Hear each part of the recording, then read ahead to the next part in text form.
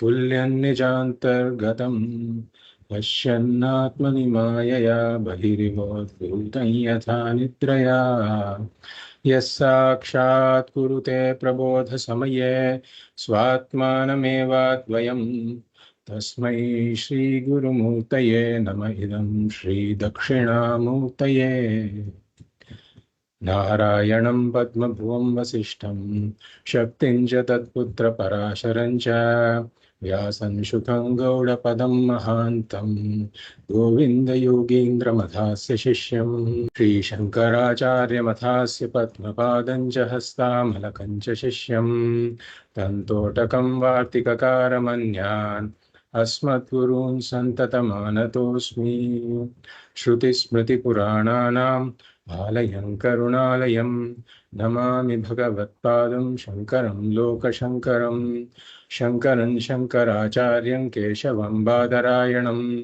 सूत्रभाष्यकृतौ वन्दे भगवन्तौ पुनः पुनः परब्रह्मनिष्ठं स्वतो धर्मनिष्ठं अहिंसैकनिष्ठं स्वशिष्यैः सुजुष्टं यतीनां वरिष्ठं गुरूणां गरिष्ठं दयानन्दरूपं मदाचार्यमीडे नमः श्रीपरमार्थाय संसाराध्यासनाशिने श्रोत्रियब्रह्मनिष्ठाय तस्मै ब्रह्मविदे नमः सदाशिवसमारम्भां शङ्कराचार्यमध्यमाम् अस्मदाचार्यपर्यन्तां वन्दे गुरुपरम्पराम्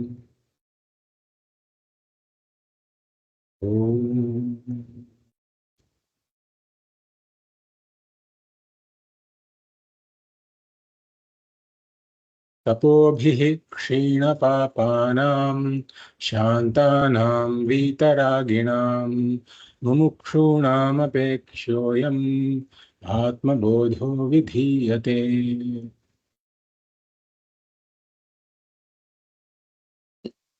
I welcome you all to the 7th class of the Atma Bodha series.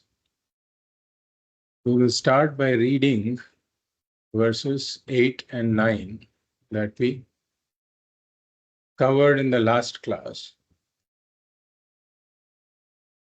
Upadhanekhiladhare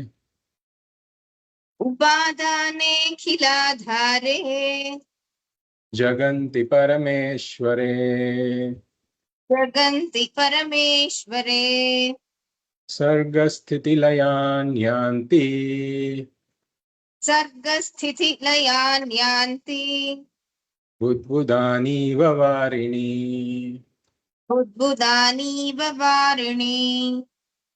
Satchidatmanyanusyute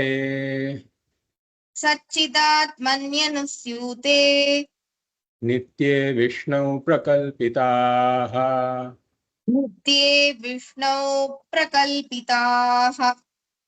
Vyaktayo Vividha Sarva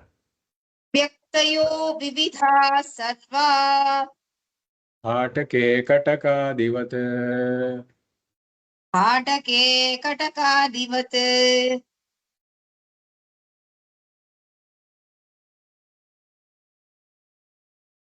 So humanity has always wondered about how this world was produced, what caused this world to come about. And we have various answers from different sources. And science is on one end of the spectrum, and theology is on the other end of the spectrum. They have all tried to answer this question. What science says is that the entire world started with the Big Bang, some 13.5 billion years ago. But as we saw in the last class, it leaves a lot of unanswered questions. Science says that Big Bang spewed out all the matter that makes up this world. But science doesn't answer the question about how this matter came together in the form of such an orderly universe around us. Nor does science answer the question about how consciousness arises from matter. How do conscious beings arise? And science is silent about what caused the Big Bang itself.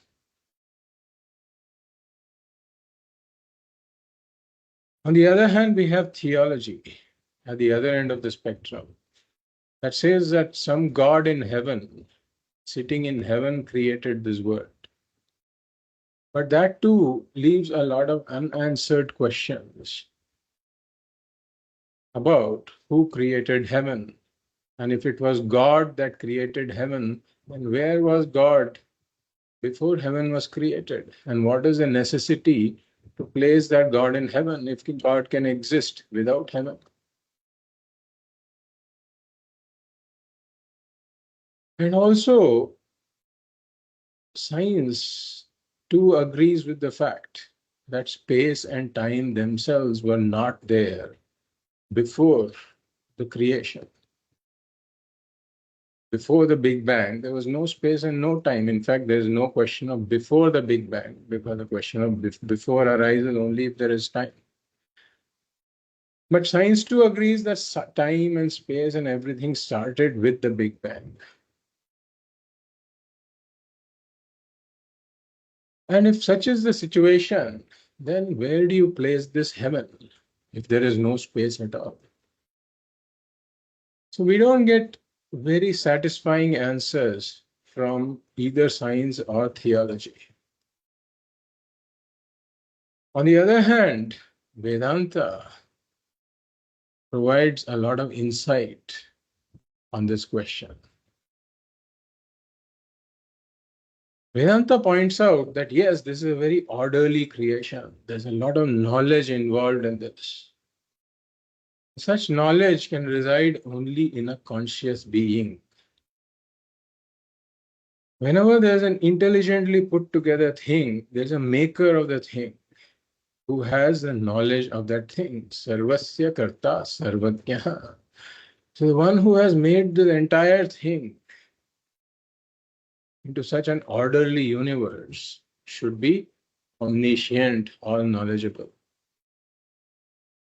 And such knowledge can reside only in a conscious being, and therefore Ishvara is the intelligent cause. And what is the nature of Ishvara? If we ask, Ishvara is of the nature of consciousness. So consciousness existed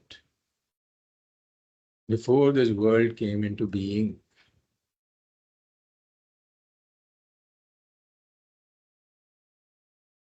And then there is a question of if Ishvara is the nature of consciousness, where did Ishvara get all the material from? Because just the maker is not enough to make a product, the material is also required.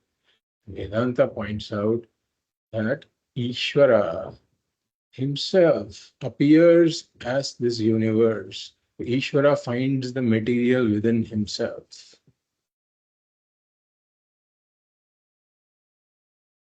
So it's the unified material and intelligent cause. Abhinna nimitta upadana karanam. Very much like our dream. Before this dream, the conscious being is asleep. From the conscious being, this dream gets projected. Where did this conscious being find the material for the dream?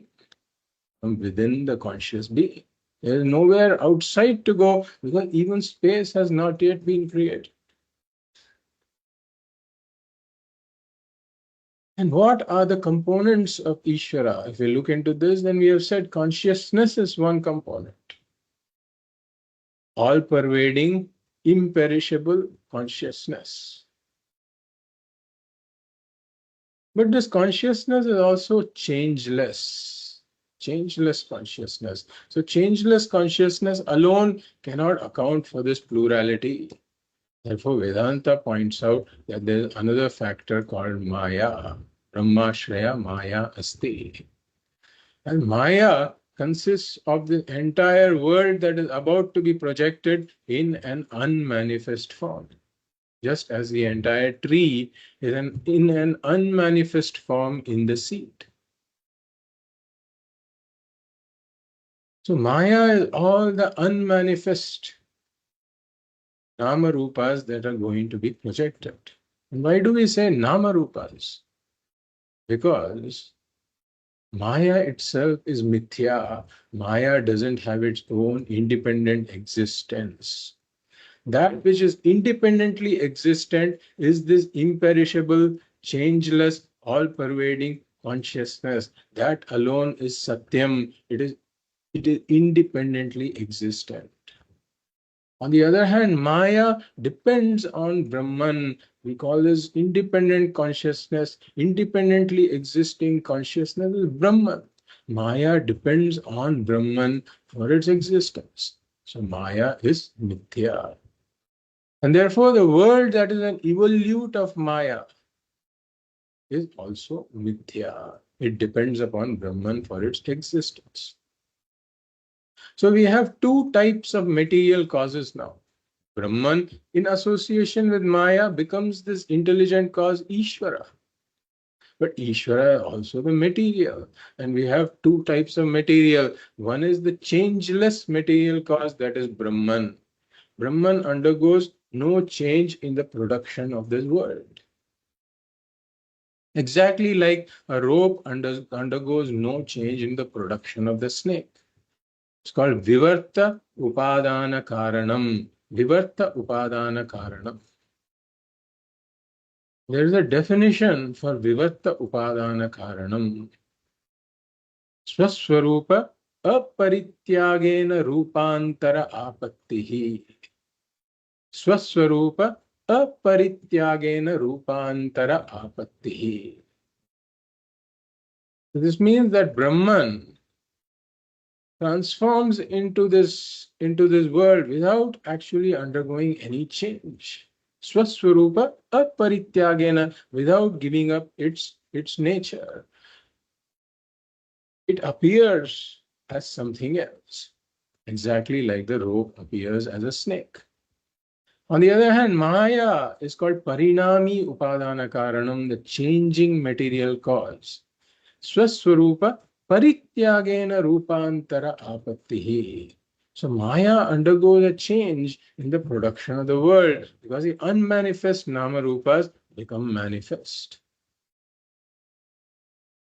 And we took the example of milk transforming to curd. So there are two types of these Upadana Karanam. Brahman provides existence and consciousness to this world. Maya provides all the Nama Rupas. So if we look at verse 8, it says Upadane. In this Vivarta Upadana Karanam, that is Brahman, Upadane, Khiladhare, which is the substratum of whatever is projected. Why is it the substratum? Why is it Akhiladhara? Because whatever is projected is mithya. It doesn't have its own existence. Therefore, something has to provide it the existence. That is Brahman. Akhiladhare. Jaganti, Jaganti, Parameshware, Sargasthiti Layan Yante. So he's calling this Upadane, Akhiladhare, Parameshware. So Brahman with Maya becomes Parameshwara, the creator, sustainer, and resolver of this world. And he is the Upadana, the material cause, the world cannot exist independently of the material cause. Wherever the world is, the material is. Wherever the world is, Brahman is. Akhiladhara. Jaganti sarga sthiti layan yanti. So these words arise. Why does Bhagavad Pada use the plural words? Because the entire purpose of this Srishti is to give the results of the Punya Papa to the various jivas. And therefore, for those jivas who have done predominance of Punya, there need to be the higher lokas. For those that have predominance of Papa, there needs to be the lower lokas. And for those which have Punya and Papa in balance, there is the Bhuloka. Jaganti Sargastuti Layan Yanti Budbudani Iva Varini. Bhagavad gave the example of bubbles. Exactly like in an ocean, there are all these bubbles and foam, etc., that arise. They hang around for some time and then disappear. Why the example of bubbles? Because their existence is momentary. But we may say that all of these galaxies, etc., exist for billions of years. So as we saw, Brahman is eternal, beginningless and endless. And in the time scale of the eternity of Brahman, even the appearance or disappearance of galaxies that are there for billions of years are like bubbles coming and going. They appear to be momentary in the time scale of eternity. So verse number 8 pointed out how these worlds arise from Brahman and Maya, from Parameshwara. Then verse number 9 talks about how the individual beings arise. So here Bhagavad uses a slightly different language. He says Nitye Vishnu, Nitye Vishnu. So the same Upadana Karanam is Nitya because it is always existent. There never was a time when it's not, there never will be a time when it will not be. Nitya. Trikalepi tishtati. And Vishnu. So here, Bhagavad is equating Parameshwara and Vishnu. Like we saw, he is giving us a subtle message here that Shiva and Vishnu are one and the same. They are just different names given to Brahman in association with Maya. So in this Nitya Vishnu, what happens? Vyaktayaha sarvaha vividhaha prakalpitaha. So here, Vyaktihi is a Strilinga Shabda. Vyaktihi.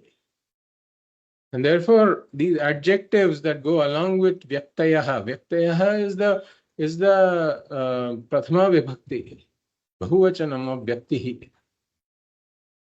So Vyaktayaha, Sarvaha, Vividhaha, Prakalpitaha, they are all Strilinga Shabdas here. All these beings, all these varied beings are projected. Sarvaha, Vividhaha, Vyaktayaha, Prakalpitaha. These varying beings are projected. And when we say varying beings are projected, why are they varying?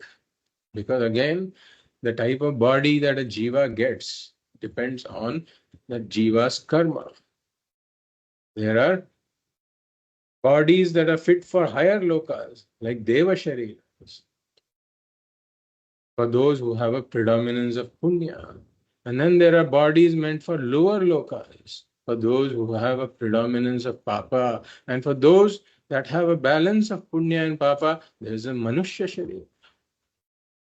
There are varied bodies. And we saw that there is a projection of the sukshma and the sthula shariras of the jivas. So from Brahman and Maya arises first the sukshma akasha. The sukshma panchabhutas arise, the sukshma akasha. And from that, sukshma vayuhu. And from that, sukshma agnihi, sukshma jalam, sukshma prithvi, pancha sukshma bhutani. And these sukshma bhutas come together to form the sukshma shariras of the various jivas. And then there's the process of panchikaranam, through which the sukshma bhutas come together to form the pancha sthula bhutani. And from the pancha sthula bhutani arise the sthula shariras of the various jivas. As we saw, that these are all very much like these fibers arising from cotton. And from the fibers, subtle fibers, arises the yarn. From the yarn arises the fabric. In the fabric, there are a variety of dresses, but the reality is cotton and cotton alone.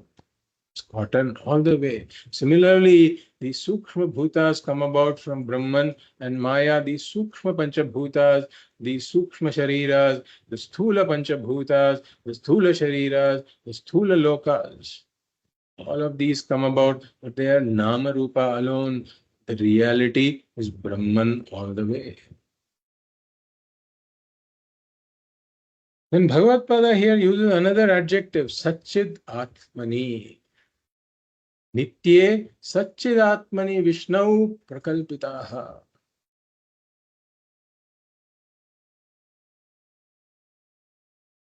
What is this Atma of Ishvara, if we ask? What is the essence of Ishvara? It is Sat and Chit, of the nature of existence and consciousness. If we take anything in the world, nothing has its own existence. Why? Because it's just Namarupa. It has borrowed existence from Ishvara. Similarly, if we take anything in this world, any conscious being in this world, no conscious being has got inherent consciousness. Because the Sthula and Sukshma Sharira are all Jada. Jada Vastu doesn't have any inherent consciousness, it is inert. The consciousness is also borrowed. If we take the example of a dream, my dream, then in my dream I see the mountain and the mountain lion. So the mountain in my dream, where does it borrow the existence from? Does it have its own existence? No. The mountain in my dream borrows existence from the waker. With reference to the dream, the waker alone is existent because the waker is the material for the dream. The waker has provided the material for the dream. The dream doesn't have its own material. So the existence of the mountain belongs to the waker. Now, what about the consciousness of the mountain lion that I see in the dream? The consciousness of the mountain lion in the dream is also borrowed from the waker alone. The waker has lent that consciousness to the mountain lion in the dream. So similarly, we look at the mountain here. Mountain here represents all the inert objects in the world. So all the mountains representing all the inert objects in the world have basically borrowed their existence from Brahman. Nitye Vishnau Satchidatmani Prakalpitaha. They have borrowed their existence from this Nitya Vishnu who is of the nature of Sat and Chit.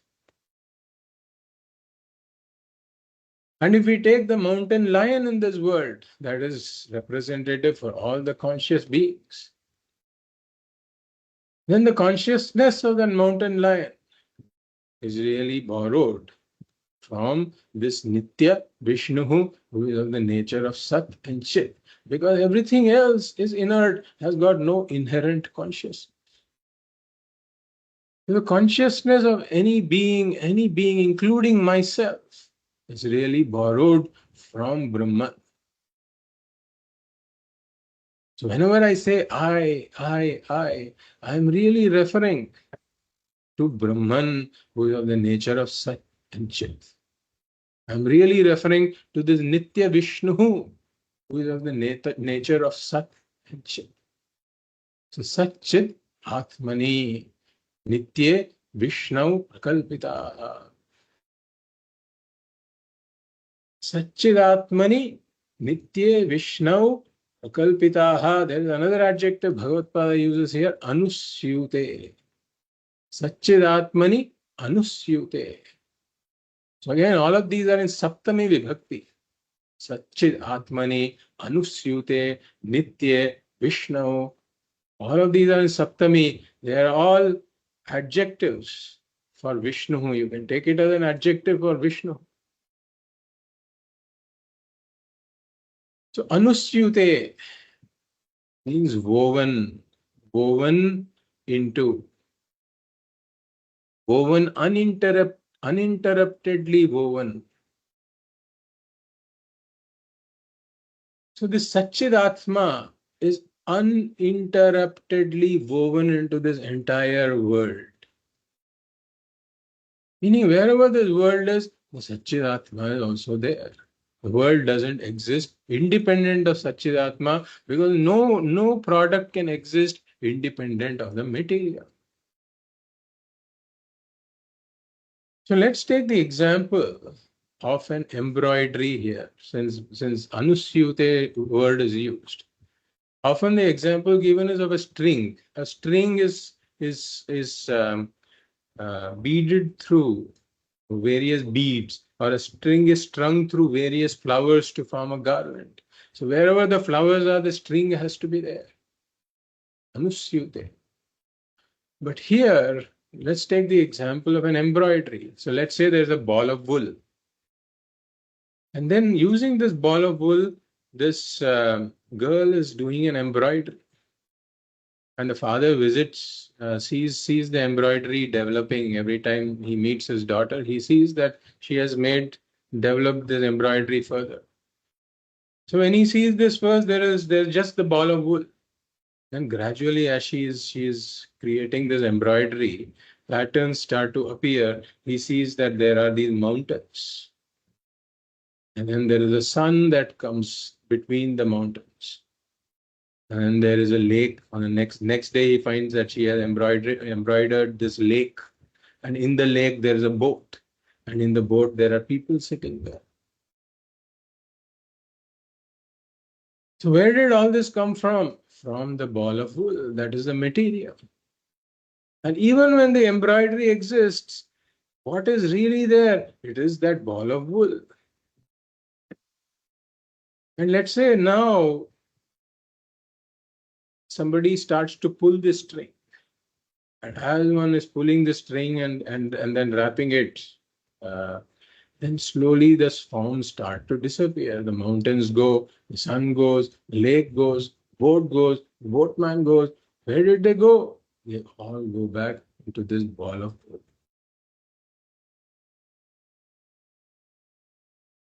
So that embroidery was nothing but wool in different nama and rupa.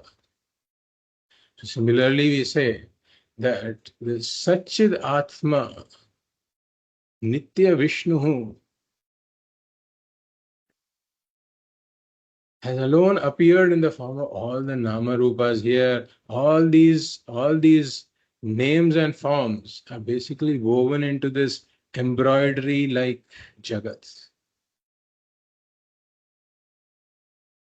What is the material? It is all Satchid Atma. Satchid Atma is analogous to that ball of wool. And wherever there is an inert object, Satchid Atma is lending Sat existence to that inert object. Wherever there is a conscious being, then Satchid Atma is lending Sat and Chit to that conscious being.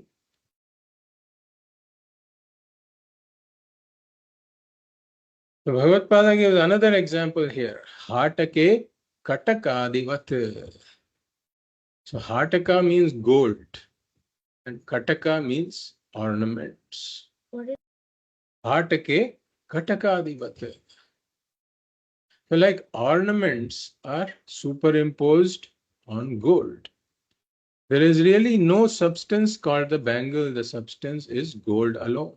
Even if there are thousands of ornaments, the substance is gold alone. The ornaments are empty, hollow names and forms only. We use the unfortunate expression called golden bangle, golden chain, etc., which has converted the substance into an adjective. Really speaking, the substance should be the noun. The more appropriate adjective, as we have seen, would be bangly gold, chainy gold, necklacey gold. That is really the most appropriate way to call the ornaments because they are really gold alone. Similarly, in this prapancha, in this world we see in front of us, everything here is empty names and forms. What is really here is Brahman alone, Satchit Atma Brahman alone. So really speaking, we say that chair exists, table exists, etc., where we have converted that existence into some kind of an adjective or a verb. Really speaking, the existence itself should be the noun. Because the existence is the material. Sat is the material of all the nama rupas. Sat is the material. When we say chair is, then we have made chair into the noun and is as the verb, or isness as some kind of an attribute of the chair. Really speaking, that isness should be the noun, the chair is the namarupa. So we should really be saying spacey Brahman, because space is nothing but Brahman. Airy Brahman, it's Brahman in the form of air. Fiery Brahman, Brahman in the form of fire. Watery Brahman, Brahman in the form of water. Earthy Brahman, Brahman in the form of Prithvi Tattva. A cherry Brahman, tably Brahman, wally Brahman. These are really the more appropriate terms, because it is Brahman appearing in different namas and rupas.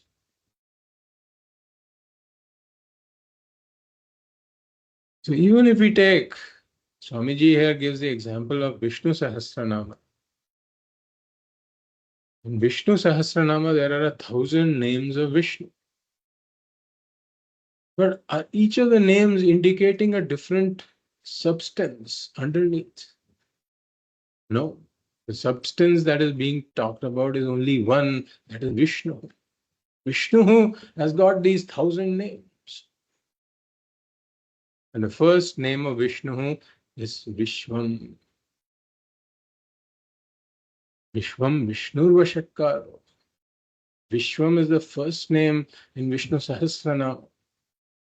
That indicates that the entire world here is nothing but a name of Vishnu. It is Vishnu himself appearing in the form of the world that we have named the world. So the message of these two verses is that there is never any real creation at all. The substance is never created. Creation is only of nama rupas only. So hatake katakadivats, like these various ornaments arise in gold, there is only one substance, the gold, just a creation of different nama rupas. The goldsmith never really creates the gold. What is a goldsmith doing? He's highly skilled in creating different nama rupas only. What has been created here is only names and forms. That's why prakalpitaha. Prakalpitaha means there are only names and forms that have been superimposed on the substance. Substance is one, unchanging. Vivarta upadana karanam, that is Brahman.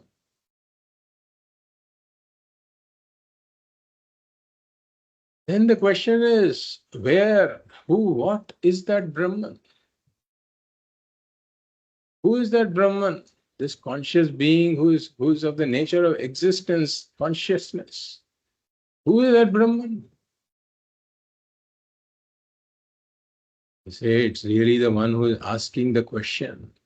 That Jiva is none other than Brahman. Why? Because Vyaktayah Vividha Sarvaha Prakalpitaha. All these Sukshma and Sthula Shariras have been superimposed on the Upadana Karana. That is of the nature of Sat and Chit. So I who am asking, where is that Brahman? This I is really pointing to that Brahman only. The real meaning of this I is this Nitya Vishnu, who is of the nature of Sat and Chit. This I is really Brahman. But then I am this puny creature in this immense world. If I say this, say that's the same thing that the dream individual says in the dream. The dream individual says, I am this puny creature in the immense world. This immense world. But when that dream individual wakes up and understands the adhishthanam, gets introduced to the adhishthanam, then he knows that I am the waker in whom this puny individual as well as this separate world appear.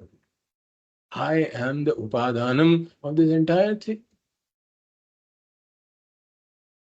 So similarly, when one knows the adhishthanam, that is Brahman, one understands that I, as Brahman, am the adhishthanam of this puny individual as well as this separate world I am seeing in front of me.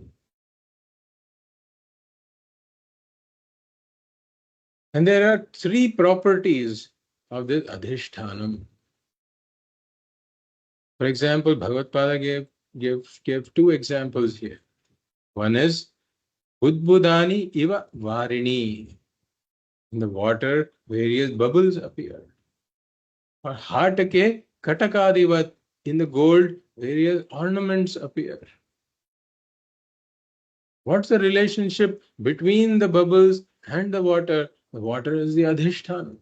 What is the relationship between the ornaments and the gold? Gold is the adhishthanam. And the adhishthanam always has these three properties. And the adhishthanam is satyam. The adhishthanam is the one that really exists. The adhishthanam is advayam, meaning that it is the only reality. There is no other second thing to limit it. Wherever the water is, wherever the bubbles are, water is there. Water can never be limited by the bubbles. Wherever the ornaments are, gold is there. Gold can never be limited by a second thing, which is the ornament. There is, really speaking, no second thing at all. It is Advaya.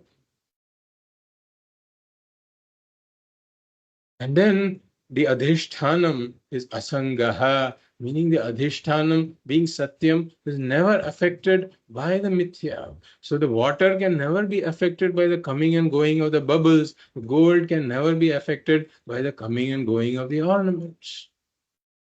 So similarly here as well, I am really Brahman. I am the Adhishthanam of this whole thing. And being the Adhishthanam, I too have these three properties. I am the Satyam. I alone really exist. I am Advayam. There is no second thing here to limit me. Wherever you look at anything, I am there. As the very Upadhanam of that thing.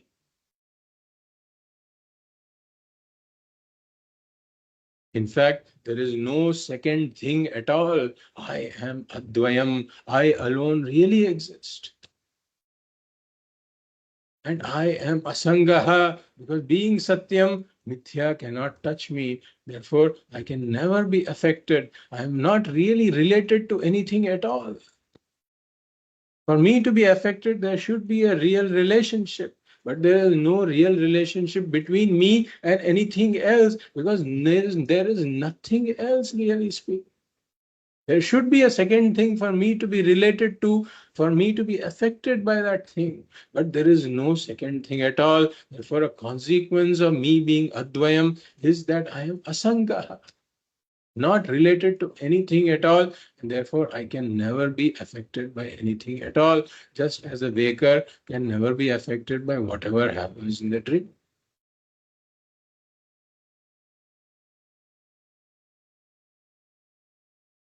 Now, Bhagavad is giving a few more examples to reinforce what has been talked about. We will read the 10th verse.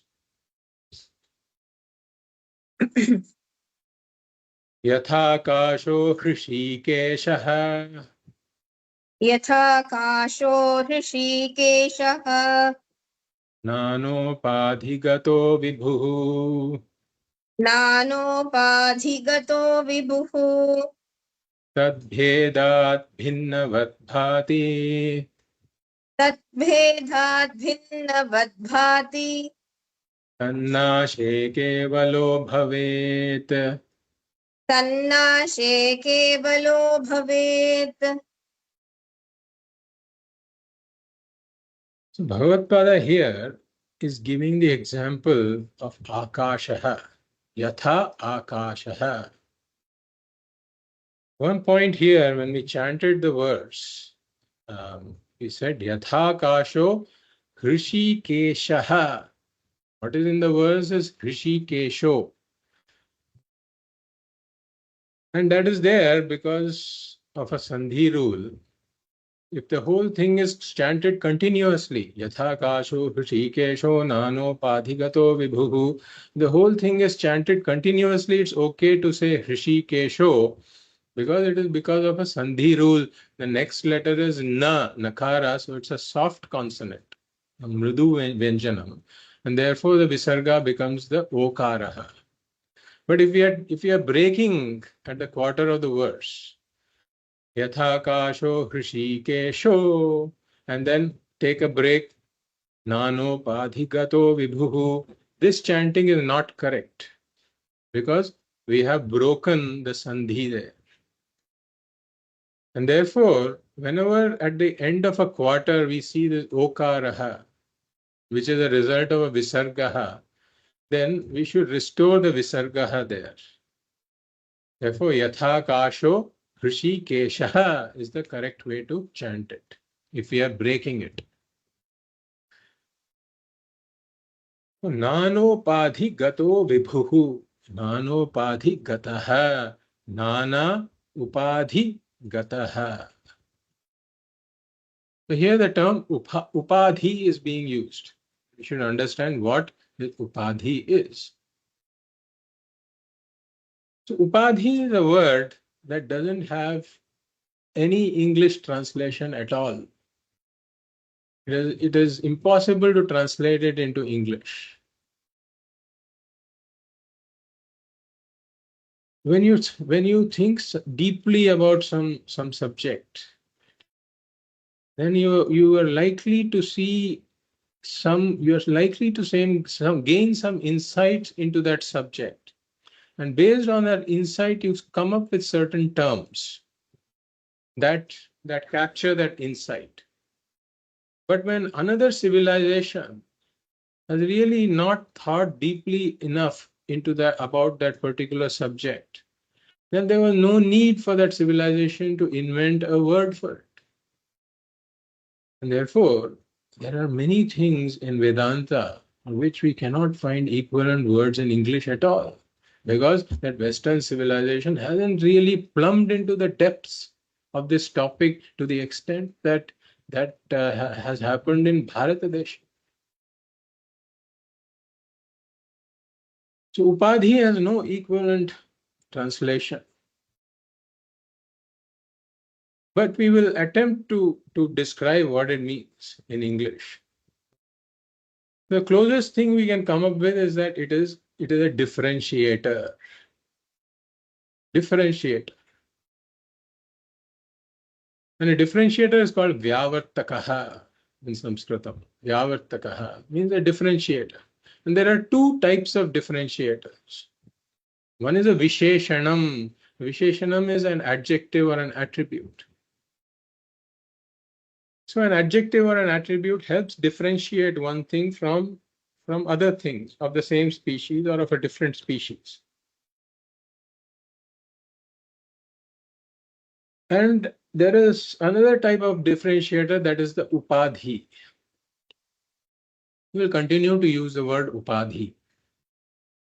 So now what is the difference between a Visheshanam and an Upadhi? So the Visheshanam is, as we said, an adjective or an attribute. For example, let's take a pot. So this is a blue pot.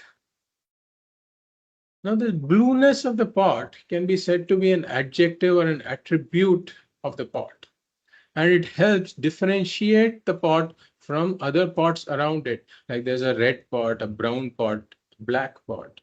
So this blue pot helps differentiate this pot from the other pots around it. So the important thing to note is that the blueness has affected the pot. The blueness has entered the pot and is differentiating the pot from the other pots around. It is really an attribute of the pot. On the other hand, we have a differentiator called the Upadhi. So an Upadhi is a differentiator that helps distinguish an object from other objects without altering that object in any manner at all. For example, let us take the pot space. So we take the space that is enclosed within the pot. Then we use the term called pot space. So the term pot space, with the help of the pot, I am distinguishing the space within the pot from the space in other parts of the space outside the pot. But if we look into the matter, has the pot really affected the space in any way? Is potness an attribute of the space? Not at all. The pot hasn't really affected the space at all, but still the pot helps distinguish the pot space from other spaces. So pot is called an upadhi. It's a differentiator that helps differentiate something without altering that thing. The blueness has altered the pot. Therefore, it's a visheshanam. The potness has not altered the space, but therefore it's an upadhi. Similarly, we talk about this red flower kept next to a crystal. So now the redness appears in the crystal. I can talk about the redness of the crystal. But is redness of the crystal really a visheshana? It is not a visheshanam, because the redness hasn't altered the crystal at all. It is just an attribute of the flower that is helping distinguish the crystal. Flower is helping distinguish the crystal in terms of saying red crystal versus blue crystal or whatever. The redness hasn't altered the crystal at all. So this is another example of the upadhi. It's a differentiator that helps differentiate a thing without altering the thing. So here, Bhagavad is taking the Akasha example. Yatha Akashaha Vibhuhu. So Vibhuhu means all-pervading. So Akasha space is all-pervading. Vibhuhu. Nanopadhi Gataha. But then space gets associated with various upadhis. Nana Upadhi Gataha Akashaha. The space gets associated with various upadhis. Like space gets enclosed within a pot or within a room.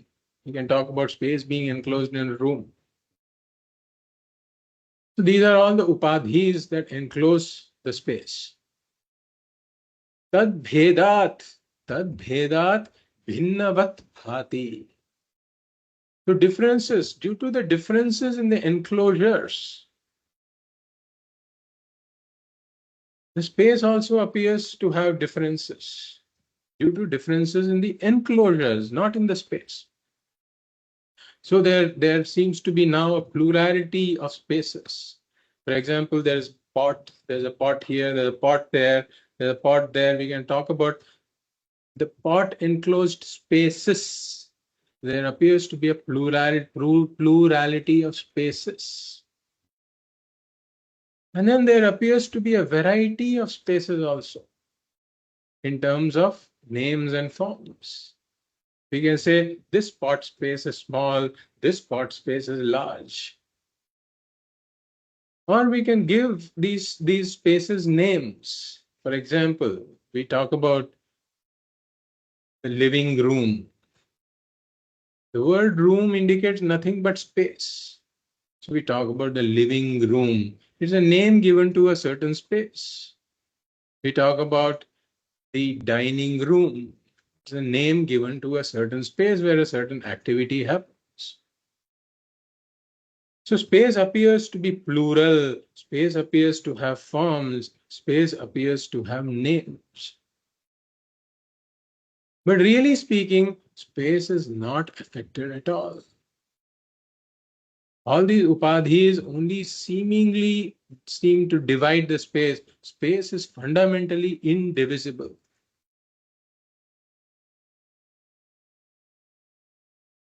So if we look at why do we say that space is indivisible, right? Why space cannot really be enclosed, etc. Let's assume that there is this heap of sand. There's a heap of sand. And then I ask you to bring a pot. And then I say, dig into this sand a bit. And then bring me some sand. So this person takes the pot and at the top of the heap, he puts the pot and then takes some sand out and brings the sand. Now, what has happened is the sand has been enclosed in the pot. So we can talk about the enclosed sand. But now what has happened in the heap is that there is a hollow where the sand was. There is a hollow at the top of the heap. So now I tell him empty the sand. Empty the sand here. Now I tell him take that same pot and bring me that hollow. Bring me that hollow from the heap of the sand. So now can he take the pot, go there, place it carefully and tightly seal the pot and bring that hollow to me? Is it even possible? So he said, as long as the sand was there, the sand could be enclosed and brought in the pot. But now that the hollow is there, no matter what material the pot is made of, you can invent any new material. You will never capture that hollow. That hollow is what we call the space. You'll never enclose the space and carry it somewhere else. Impossible. But then this pot has enclosed the space, we say. We talk about the pot having enclosed the space. We say that's just a loose language that we are using. Because really speaking, there's space outside the pot. There's space inside the pot. But even the walls of the pot are pervaded by space, and without that space, the walls wouldn't even exist. The space is there even where the walls are. There is unoccupied space outside the pot. There is unoccupied space inside the pot. There is occupied space where the walls are, but there's still space. It is occupied space. If the space wasn't there, then the walls couldn't even exist. So there is space outside the pot, there is space inside the pot, and there is space where the walls of the pot are. So really speaking, even this phrase inside the pot, space inside the pot is flawed language. Really speaking, the pot should be said to be inside space. It is not the space that is inside the pot. Pot is inside space. Even modern science, if we look at it, it would say the pot is made up of particles like molecules, atoms, etc. And if we look at what the latest models of science say, is that the atom itself has got the nucleus and electrons around it. And they say that if we blow up this atom to be the size of a stadium, let us say that we blow up the atom to be the size of a stadium, then the nucleus of the atom would be like a pebble kept in the middle of the stadium. And the electrons would be like small particles, dust particles floating around in the stadium.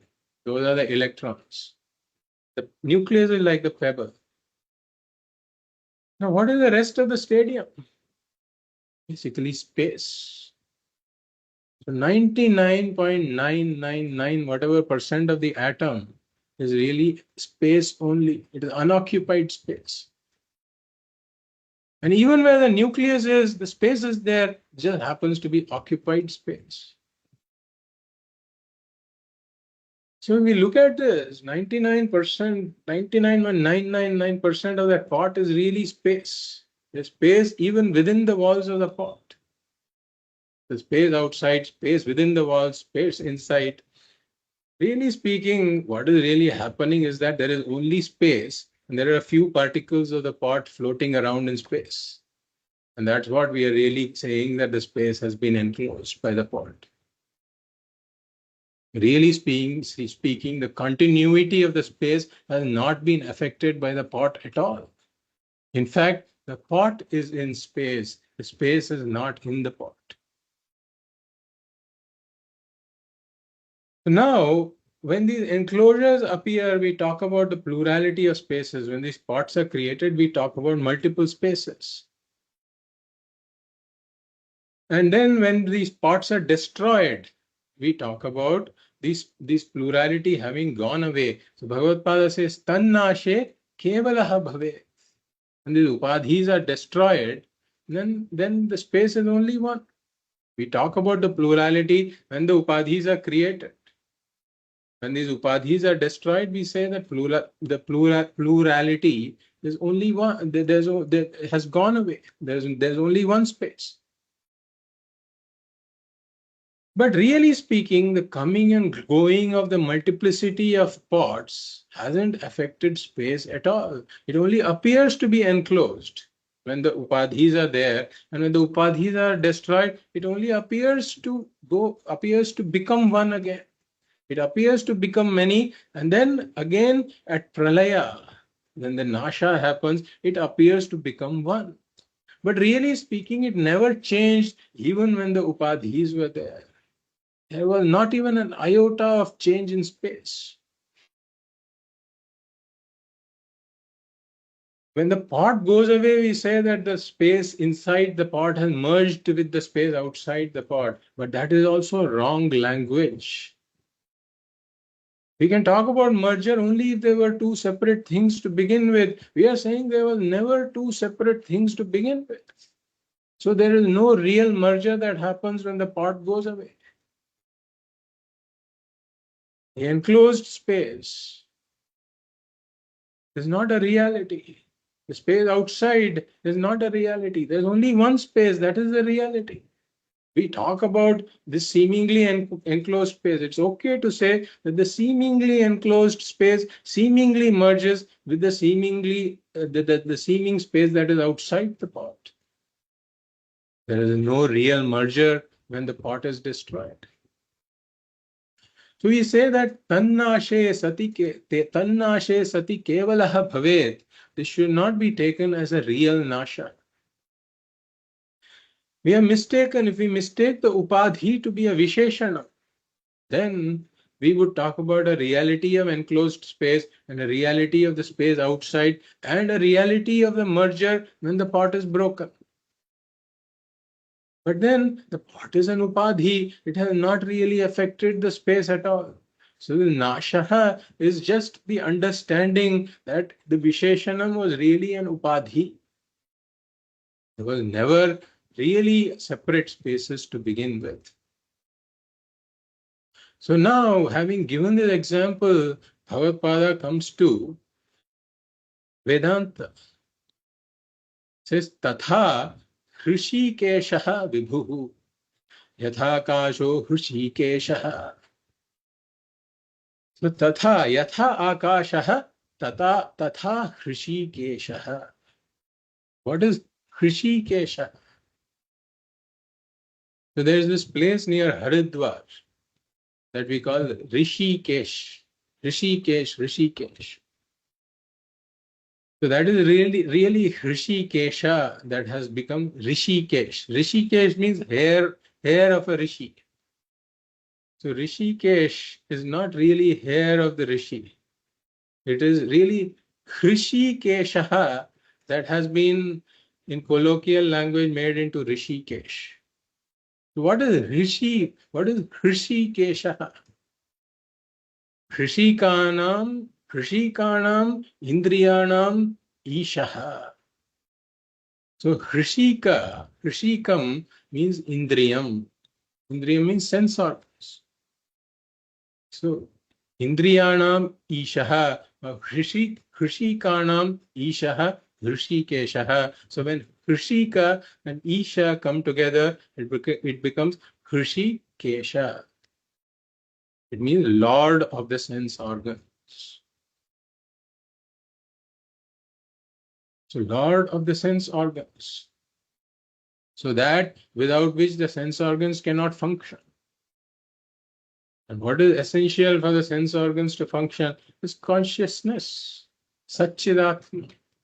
Satchidatma, Upadana, Vishnu, Nitya. Vishnu is the Lord of the sense organs. Without this consciousness, the sense organs cannot function. Therefore, here Hrishikesha refers to this consciousness principle. So, Tatha Hrishikesha Vibhuhu. So, this Satchid Atma, or the nature of Chit, is also Vibhuhu, all-pervading. The all-pervading existence consciousness. Nanupadhi Gataha gets enclosed within various bodies, just like space gets enclosed within the pots. When these bodies are created, Vividhaha, Vyaktayaha, Prakalpitaha, and these different Sukshma and Sthula Shariras get created, the consciousness appears to be enclosed within these bodies. And because it gets enclosed, Tad Bhedat Bhinnavat Bhati. Because of the difference in the enclosures, this consciousness also appears to take different names and forms. It appears to have this multiplicity and different names and different forms. For example, we can say this is a human being, conscious human being. This is a whale, it's a conscious being. This is an ant, it's a conscious being. The consciousness appears to be enclosed within these different bodies of the human being, the whale, the ant, and a variety of beings like this.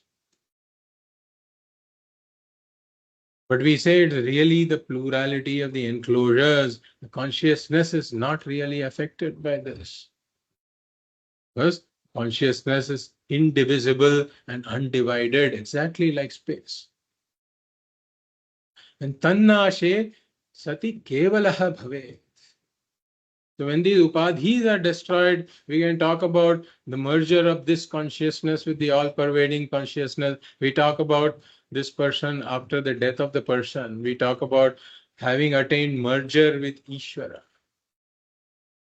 The Atma having merged with Ishvara, etc., or the soul having merged with Ishvara. There's a lot of language that is used to indicate some type of merger has happened.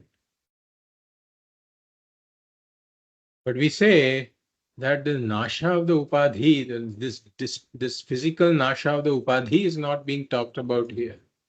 It is really not nasha, but badhaha. Badhaha refers to the dismissal of the existence, not the destruction of the upadhi, but the dismissal of the existence of the upadhi. So upadhi nashaha is upadhau satyatva buddhi nashaha. Upadhinashaha is really upadhau satyatva buddhinashaha. I'm giving reality to this upadhi and I'm giving reality to the transference of the attributes of the upadhi. That is the problem. The moment I see that these upadhis are not satyam, they are really mithya, then I understand that kevalaha bhave, that this consciousness is really one. So we say we don't need to powder a pot in order to dismiss its existence. I can dismiss the existence of the pot by understanding that it is clay alone. The pot is only Namarupa. That is how I dismiss the existence of the pot. So similarly, Nashe, Tannashe Sati, Kevalaha Bhave. So how do I dismiss these upadhis? By understanding that they are only Namarupas, they don't have their own existence. Existence is really borrowed from the Satchid Atma. So all of these upadhis are reduced to mithya. And what is mithya can never really affect the satyam in any way at all. Mithya cannot enclose the satyam because if we talk about the body itself, And outside the body, the Satyam is there, okay. Inside the body, the Satyam is there. But even the walls of the body are nothing but the Satyam alone. The walls of the body cannot exist independently of the Satyam. So Satyam continues to be all pervading, unaffected by the Nama Rupa. The body is only like the wave appearing in an ocean. It hasn't in any way changed the continuity of the underlying water that is the Satya. We can talk about seemingly water being enclosed in the wave, but water is really not enclosed by the wave. Similarly, this body mind upadhi cannot really enclose the consciousness, existence consciousness in any manner at all. That is the upadana karanam. Kevalaha bhave. So the same thought is continued further in the next shloka. We will read that. नानोपाधिवशादेव नानोपाधिवशादेव जातिवर्णाश्रमादयः जातिवर्णाश्रमादयः आत्मन्यारोपितास्तो ये आत्मन्यारोपितास्तो ये रसवर्णादिभेदवत्. रसवर्णादिभेदवत्. So nana upadhi vashad eva jati varnashramadayah atmanyaropitasto ye is split as atmani aropitaha toye. Atmani aropitaha toye rasavarnadi hedavat. So Bhagavad is continuing the thought of this Upadhi, the discussion of the Upadhi, and he points out Nanopadhi Vashat Eva. Nana Upadhi Vashat Eva. Because of this multiplicity of Upadhis. What happens because of this multiplicity of Upadhis? There's a transference of their attributes.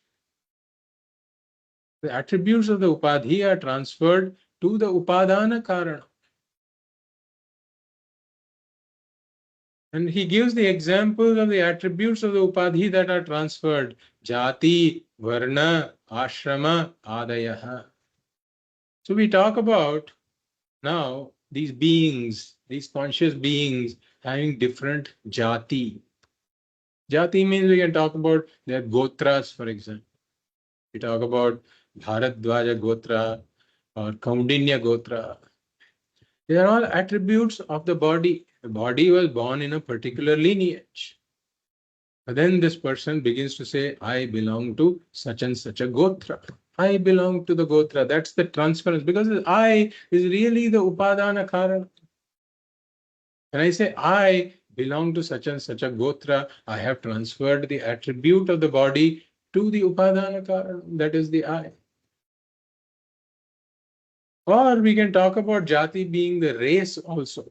For example, one may say, I am Caucasian, I am Asian, I am Hispanic. In fact, when you have to fill out the form, some forms in the US, they ask about some of these things. And I always got confused looking at those options where I should be filling in my stuff, because there's some Asian and Pacific Islander or something also, something like that is there. So, and the Asian word is really sometimes associated with the Chinese people. They are called Asians. So it is sometimes not very clear what I should be filling up there. It causes some confusion. So anyway, Jati. And then there is Varna. For example, I am a Brahmana, I am a Kshatriya. So there are these kinds of things that I transfer to the I am based. They are all the attributes of the body, really. Or ashrama. I am a brahmachari. These types of attributes, again, they belong to the body. Or we can say that they belong to the mind also. Because if we take these varna, etc., being as a result of the sattva, rajas, tama distribution of the person, then they really are attributes. They can be said to be attributes of the mind. But again, I transfer it to the I am. I belong to this race. I belong to this varna. I belong to this ashram. And adayaha, meaning there are infinite varieties of attributes that I can get identified with because of the upadhi. For example, the color of the skin. I am white. I am black. I am brown. Or based on one's age, one can say, I am a child, I am young, I am middle-aged, I am now old. Or based on the gender, I am male, I am female. So there is all these varieties of attributes, they all belong to the Upadhi, not to the Satchidatma. So Atmani aropitaha, but they are all aropitaha, means superimposed on the Atma. Attributes of the Upadhi are transferred to the Atma. This is because, why does it happen? Because one takes the Upadhi to be a Visheshana. One doesn't understand that it is really an Upadhi. Like the redness of the flower which transferred to the crystal, and a child may think the crystal is really red. But a knowledgeable person knows that the crystal is colorless. So similarly, one is ignorant of one's own nature, then one does this transference of the attributes of the Upadhi onto my own nature. For example, the Shariras. The Shariras are located. The location is a property of the Sharira. That's why the mobile phone can show you the exact, when you hold a mobile phone, the GPS latitude and longitude that it shows. It belongs to the Sharira holding the mobile phone. But then when the Sharira moves around, I say, I am moving. I am traveling. I am located in this house right now. So I have transferred the attributes of the Sharira onto the Atma. And we say that this conclusion that we have been talking about, that I am Apurnaha, which arises because of this transference of the attribute. I am mortal, I am limited, I am suffering, I am Apurnaha. All of this confusion because of transference of the attributes of the limited upadhis to this limitless Satchid Atma. So Bhagavad says such a transference happens nanopadhi vashadeva because of the multiplicity of upadhis, jati varnashramadayaha, all of these are transferred to the Atma, Atmani aropitaha. And Bhagavad gives an example here, toye rasavarnadi bhedavat. Toya refers to water. So if we take a glass of water and then let's say I add some turmeric to it, then the water now appears to be yellow. But this yellowness hasn't fundamentally altered the water in any way. The water continues to be H2O. The addition of the turmeric has not altered the water in any way at all. So this yellowness is really an upadhi that comes about. Turmeric is an upadhi that transfers its yellowness to the water, but the water hasn't fundamentally changed at all. So this is the transference of the varna here. Rasa varna, the bhedavat means transference of color to the water. Varna is transference of color to the water because of an upadhi of turmeric. Or let's say I add some salt to the water. Now I say water is salty, but the salt hasn't fundamentally altered the water in any way, but the salt appears to have transferred its saltiness to the water. The salt is the upadhi here that transfers the rasa. Rasa means taste. So this transference of color and taste to the water because of the upadhi. Water hasn't fundamentally changed. Similarly, even this atma. Atmani aropitaha. All these attributes become superimposed on the Atma. Why? Because one has not understood the nature of the Atma. So Atma can never be sullied by the attributes of the body mind at all.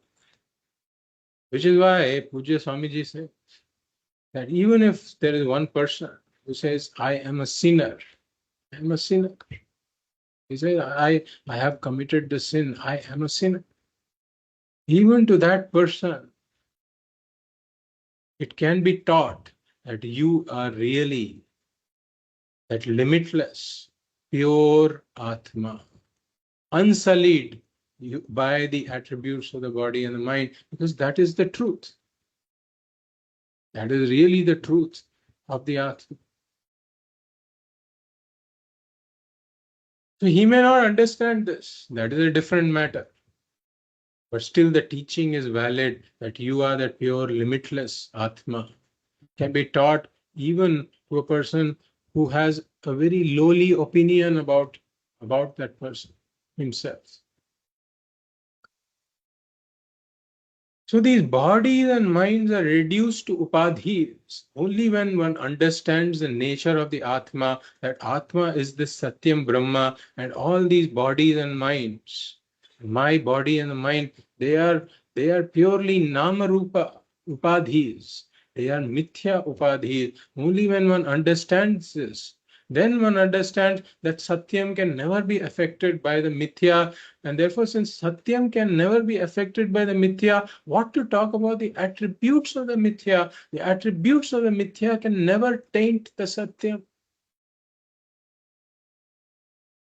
So when one has this vision, then one knows that all of this is only an upadhi, the Atma is really unaffected.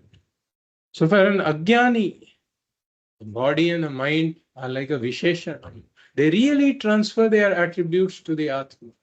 But for a jnani who knows that I am the Satyam Brahma, I am unaffected by mithya, for such a jnani, he understands that all of these are an upadhi, they do not fundamentally affect me at all. So the jnani never says that I am suffering because of the attributes of the body and mind. Jnani always says, I am Purnam Brahma, utterly unaffected by whatever happens to the upadhi of the body and the mind. Om Purnamadah Purnamidam Purnat Purnamudachyate Purnasya Purnamadaya Purnameva Vashishyate Om Shanti Shanti Shanti Hari Om Shri Guru Namaha Hari Om